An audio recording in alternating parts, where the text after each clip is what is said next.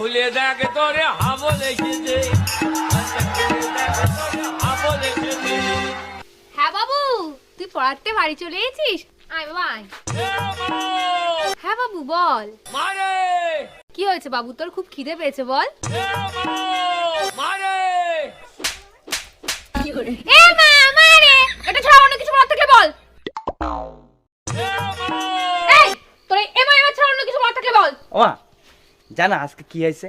কি হয়েছে বাবা? আজকে আমি পড়তে গেছিলাম, আরে আমার সোনা বাবাটা। তারপর?